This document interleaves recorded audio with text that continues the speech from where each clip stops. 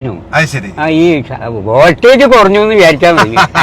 കാരണം ഈ മനുഷ്യ ശരീരേ ഒരു അത്ഭുതകരമായ എഞ്ചിനല്ലേ. തീർച്ചയായിട്ടും human body is a miraculous machine, wonderful chemical laboratory, stomach and a digestive organ, miles of communication system, nerves, okay, and astounding sound system, ear and throat, wonderful camera cum projector system, eye, unparalleled computer with the infinite capacity, brain, non-stop pumping set, heart and lungs, both are pumping, okay, and restless refinery system, liver and kidney. അങ്ങനെ സൃഷ്ടാവ് മനുഷ്യന് നൽകിയ വിചിത്രവും സങ്കീർണവുമായ ആന്തരിക അവയവങ്ങളുടെ പ്രവർത്തനങ്ങൾ നടന്നുകൊണ്ടിരിക്കുകയും ചെയ്യുന്ന ഒരു അത്ഭുതകരമായ ഒരു എഞ്ചിനാണിത്. ഈ എഞ്ചിൻ പ്രായത്തിൻ്റെ ആധിക്യമാകുമ്പോൾ ലേശം അതിൻ്റെ പ്രവർത്തനമൊക്കെ ഒന്ന് കുറയും. പക്ഷെ ഒരു കാര്യം മനുഷ്യൻ ചിന്തിക്കേണ്ടതായിട്ടുണ്ട്. പ്രായം എന്ന് പറയുന്നൊരവസ്ഥ എല്ലാ ആളുകൾക്കും ഉണ്ട്. ഇന്നലകളുടെ സായാഹ്നസന്ധ്യകളിൽ നിദ്രയില്ലാത്ത രാത്രികളും വിശ്രമമില്ലാത്ത പകലുകളും മക്കൾക്കായി ഹോമിച്ച് മക്കളെ മെച്ചപ്പെട്ട ഭൗതിക സാഹചര്യത്തിലേക്ക് എത്തിച്ചു കഴിഞ്ഞാൽ മാതാപിതാക്കളെ വൃദ്ധസദനത്തിലേക്ക് എത്തിച്ചുകൊണ്ടിരിക്കുന്ന ഒരു സാംസ്കാരിക ചുതിയിലാണ് ഇന്നത്തെ അത്യന്താധുനിക സമൂഹം. മനുഷ്യൻ എന്താണെന്നും മാനുഷിക മൂല്യങ്ങൾ എന്താണെന്നതിനെപ്പറ്റിയും പരിപൂർണമായി ബോധവാന്മാരല്ല ഇന്നത്തെ ഈ അത്യന്താധുനിക സമൂഹം. അപ്പോൾ എന്താ മനുഷ്യനായി കാണാൻ എന്താ അവന് കുറച്ച് കാര്യങ്ങൾ ചിന്തിക്കേണ്ടതായിട്ടുണ്ട്. എന്താണ് മനുഷ്യൻ? എന്താണ് മാനുഷിക മൂല്യം? Human values. What are human values? Values R defined as desires and goals that are internalized through the process of conditioning, learning and socializing. It means the act of cherishing something and holding it dear. Actually, they are the guiding principles of life which are conducive to one's physical, mental and social health. A well-structured ethical core വേണം ഒരു മനുഷ്യന്.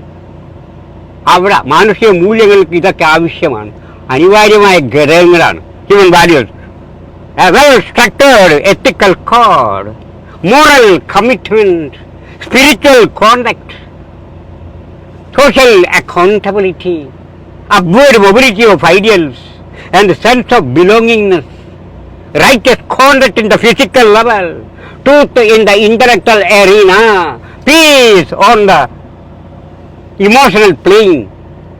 ഇതൊക്കെ നമ്മൾ മനുഷ്യന് മാനുഷികമായ മൂല്യങ്ങളെ മുറുകെ പിടിക്കണം. അവൻ ഇതൊക്കെ അനിവാര്യമായ ചില ഘടകങ്ങളാണ്. ഇതൊക്കെയാണ് ജീവിതം. ഇതൊക്കെ ആയാലേ ജീവിതമാവുന്നുള്ളൂ. അപ്പം ജീവിതത്തിനെ പറ്റി നമ്മൾ ചിന്തിക്കണം. What is life? Today is life, the very life of life. In its brief course lies all the varieties of realities. It is green everywhere. Yesterday is history. Tomorrow is mystery. But today is life. Life is an unnecessary disturbance. Life is an unnecessary disturbance in the tranquility of eternity. We think one, but it happens absolutely different from that. അതാണ് mystery. അപ്പം നമ്മൾ എന്ത് വേണം? ജീവിതത്തിൽ കുറേയൊക്കെ സത്യസന്ധതയോടെയും സാംസ്കാരികമായ ഒരു മൂല്യമൊക്കെ വെച്ചുപിടിച്ചൊക്കെ ജീവിക്കാൻ നോക്കണം. മനുഷ്യന് മാത്രമുള്ളതല്ല ഈ ഭൂമി.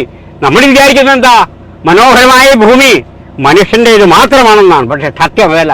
ഇതിലെ പറക്കുന്ന ചിത്രശലഭത്തിനും ഇന്നലെ വിരുന്നുണ്ടുപോയ ദേശാടന കിളികൾക്കും പാപം പറവകൾക്കും PT7-നും അരിക്കൊമ്പനും അങ്ങനെ നരിക്കൂ എലിക്കൂ അരിക്കൂ എല്ലാറ്റിനും തുല്യാവകാശമുള്ള ഒരു സംഗതിയാണ്, ഒരു സംഭവമാണ് ഈ ഭൂമിയപ്പ.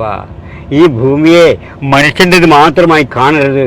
ഭൂമി, ജലം, അഗ്നി, വായു, ആകാശം, ഈ 5 ബേസിക് എലിമെന്റ്സ് ഒക്കെ മനുഷ്യന് വേണ്ടി മാത്രം സൃഷ്ടിക്കപ്പെട്ടതല്ല. മക്കളെ, നിങ്ങൾ ഇരിക്കുന്ന കാലത്തോളം നിങ്ങൾ ഉപയോഗിച്ചോളൂ.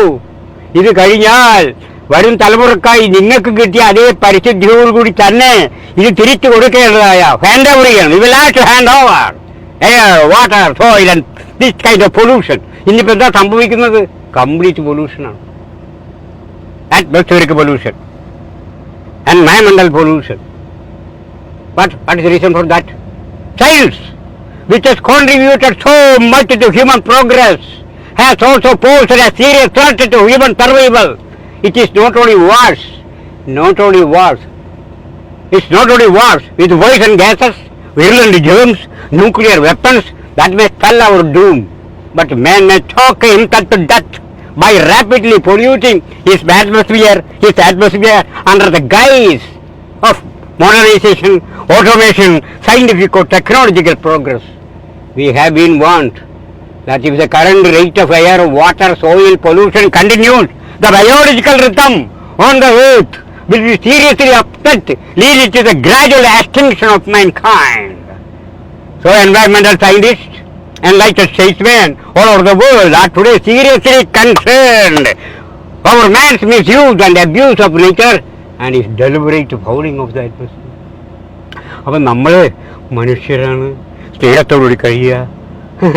അപ്പം ഈ പ്രത്യേകിച്ച് ഇപ്പോഴത്തെ ടൈമാണെങ്കിൽ എന്താണ് റംസാന്റെ കാലഘട്ടമാണ്. അപ്പൊ പ്രാർത്ഥനയുടെ ടൈമാണ്. മനുഷ്യൻ ഏറെക്കുറെ ചിന്തിക്കേണ്ടതായ സമയമാണ്. അപ്പൊ ഇതിന് ഒരു സൃഷ്ടാവിന് എന്താ ഒരു കാര്യം ഞാൻ തുറന്ന് പറയുന്നു, ഗോഡ് എന്തോ ഒരു പവറാണപ്പാ. അത് ഇന്ന ശക്തിയാണെന്നൊന്നും നമ്മൾക്ക് പറയാൻ പറ്റില്ല. There is a cosmic power in the world which governs the microcosm and macrocosm. ഈ അഖിലാണ്ടത്തെയും ബ്രഹ്മാണ്ടത്തെയും നിയന്ത്രിക്കുന്ന ഒരു ശക്തിയുണ്ട്. അതാണ് കോസ്മിക് പവർ. അത് നമുക്കൊക്കെ ഉണ്ട് ഒരു കോസ്മിക് സോള്. അപ്പൊ ഈ കോസ്മിക് സോളിനെ നിയന്ത്രിക്കുന്ന ഒരു പവറാണ് കോസ്മിക് പവർ. അതാണ് ഗോഡ്. എന്താണ് ഗോഡ്? ഗോഡിന്റെ സ്പെല്ലിംഗ് ഒന്ന് ചിന്തിച്ചു നോക്കൂ. GOD, God. ജി എന്താണ്? ജി ഫോർ ജനറേറ്റർ, സൃഷ്ടാവ്, ഉണ്ടാക്കുന്ന ആള്. ജനറേറ്റീവ് പവറൊക്കെ കേട്ടില്ലേ? അപ്പൊ ജി ഫോർ ജനറേറ്റർ. പിന്നെ അടുത്ത് വരുന്നത് എന്താണ്? ഓ ഫോർ ഓപ്പറേറ്റർ. സൃഷ്ടിച്ചാൽ പോരാ, അതിനെ ഓപ്പറേറ്റ് ചെയ്യാൻ പരിപാലിക്കാരൊരാൾ വേണം. അപ്പൊ G for generator, O for operator and D for destructor, നശിപ്പിക്കുന്ന ആള്. അപ്പൊ സൃഷ്ടിക്കുക, പരിപാലിക്കുക, നശിപ്പിക്കുക, ഈ 3 പ്രക്രിയകളും അവിരാമമായി നടന്നുകൊണ്ടിരിക്കുകയാണ് ഈ പ്രപഞ്ചത്തിൽ നടക്കുന്നുണ്ട്. അപ്പൊ ഇതിനെ നിയന്ത്രിക്കുന്ന ഒരു ശക്തി ഇല്ല എന്ന് നിഷേധിക്കാനൊന്നും ഞാനില്ല. ഞാനിങ്ങനെയൊക്കെ ജീവിച്ചു പോകുന്നു. എനിക്ക് ദൈവത്തിൽ വിശ്വാസമുണ്ട്, അത്രമാത്രം. ഇനി വേറൊന്നുകൂടി പറയുന്നു. അപ്പൊ സംസ്കാരത്തിനെ പറ്റി പറയുകയാണെങ്കിൽ അതൊരു നിർവചനമുണ്ട്. ഇന്നിപ്പോൾ സാംസ്കാരികമായി വലിയ അപചയമാണ്. ഓക്കെ, വളരെ വളരെ പരാജയമാണ്. സ്നേഹമില്ല. എന്താണ് സ്നേഹം എന്ന് പോലും നമ്മൾ ചിന്തിക്കുന്നില്ല. സ്നേഹത്തിന് കുറേ രൂപാന്തരങ്ങളുണ്ട്.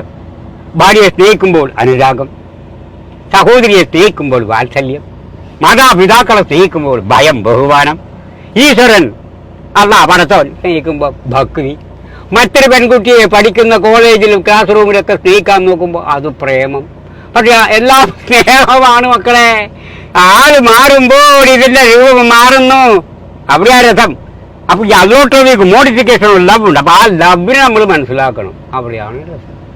ലവ് എപ്പോഴും പരിശുദ്ധമായിരിക്കണം. റിലൻഡ്ലെസ് ലവ് ആയിരിക്കണം. റിലൻഡ്ലെസ് ലവ് നിഷ്കാമകർമ്മം എന്ന് പറയും നമ്മൾ. അതായത് ഇന്നിപ്പോൾ ഒരാൾ സ്നേഹിക്കുന്നത് സ്നേഹം എന്തെങ്കിലും കിട്ടാൻ വേണ്ടി പ്രദർശിപ്പിക്കുന്ന ആ സംഗതിയല്ല സ്നേഹം. അവിടെയാണ് കുഴപ്പം പറ്റുന്നത്. അതുകൊണ്ട് നമ്മൾ വളരെയധികം ശ്രദ്ധയോടുകൂടി ജീവിക്കാൻ നോക്കുക. അപ്പം പ്രാർത്ഥന കാര്യങ്ങളൊക്കെ ടൈം ആയതുകൊണ്ട് ഞാൻ കൂടുതൽ ഇതിനെപ്പറ്റി ആധികാരികമായി സംസാരിക്കാനുള്ള വലിയ അറിവൊന്നുള്ള ആളൊന്നുമല്ല. ഞാനൊരു ചെറിയ മനുഷ്യനാണ്. യാദർച്ഛ്യമായി എന്നെ ഇങ്ങനെ കണ്ടുപോകുന്ന വൈക്കിൽ. അപ്പം മുമ്പ് ഞങ്ങൾ കണ്ടാൽ സംസാരിക്കാറുണ്ട്. ഇപ്പം കണ്ടപ്പോഴും ഇങ്ങനെ സംസാരിക്കാൻ പിടിക്ക് തോന്നി എന്നെ വിളിച്ചു. അങ്ങനെയൊക്കെ സംസാരിക്കുന്നു. അത്രമാത്രം എന്തെങ്കിലും തെറ്റുക മറ്റോ എന്തെങ്കിലും സംഭവിച്ചിട്ടുണ്ടെങ്കിൽ എന്നോട് ക്ഷമിക്കുക. കാലം വളരെ മോശമാണ്. അപ്പോൾ മനുഷ്യനെ നയിക്കുന്നത് അടിസ്ഥാന പ്രേരണകളാണ്. മനുഷ്യന്റെ ജന്മവാസനകൾ രതിയും മൃതിയുമാണ്. രതി സഹകരണത്തിൻ്റെതാണ്, മൃതി വിനാശത്തിൻ്റെതാണ്. മനുഷ്യരുടെ സഹകരണബോധവും ആക്രമണവാസനയും തമ്മിൽ അനസ്യൂതം അരങ്ങേറിക്കൊണ്ടിരിക്കുന്ന ഒരു സംഘട്ടനത്തിൽ നിന്ന് ഉരുത്തിരിയുന്നതാണ് സംസ്കാരം. ആ സംസ്കാരം പാടെ നശിച്ചു പോകുന്നൊരവസ്ഥയിലേക്ക് നിർഭാഗ്യകരമായി നമ്മൾ ചെന്ന് എത്തുകയാണോ എന്ന് സംശയിച്ചു പോകുന്നതിൽ തെറ്റുണ്ടോ എന്ന് എനിക്കറിയില്ല. ഇത്രയും പറഞ്ഞുകൊണ്ട് എൻ്റെ ഈ അവശേഷിച്ച ആരോഗ്യമായി ഞാൻ സംസാരിച്ച കാര്യങ്ങൾ നിങ്ങൾ ക്ഷമിക്കണം, പൊറുക്കണം. That's all. ഓക്കെ. അപ്പൊ അമുദാസൻ ചേട്ടൻ നമുക്ക് ഒരു മിനിറ്റ്, ഞാൻ വീട് മേലേക്ക് കൊണ്ടുവന്നാക്കണോ അങ്ങോട്ട് വീട്? അത് കുഴപ്പമില്ല. അപ്പൊ ഞാൻ ഇവിടുന്ന് ബസ്സിന് പോയിക്കോളാം. ബസ് സ്റ്റോപ്പിലാക്കി തന്നാൽ മതി. ആ, ബസ് സ്റ്റോപ്പിലാക്കി ബസ് സ്റ്റോപ്പിലാക്കി. നോമ്പായതിന്റെ പേരിൽ ചായ കുടിക്കാന്ന് ഞാൻ പറയുന്നില്ല, കാരണം എനിക്ക് നോമ്പാണ്. Okay okay okay. ഏതായാലും അപ്പൊ കൊണ്ടുവന്നാക്കട്ടെ, ബസ് സ്റ്റോപ്പിലേക്ക് ആക്കി. Okay okay, thank you very much. Okay okay, അത് ഞാൻ ബസ് സ്റ്റോപ്പിലേക്ക് കൊണ്ടുവന്നാക്കാം. ഓക്കെ, ശരി.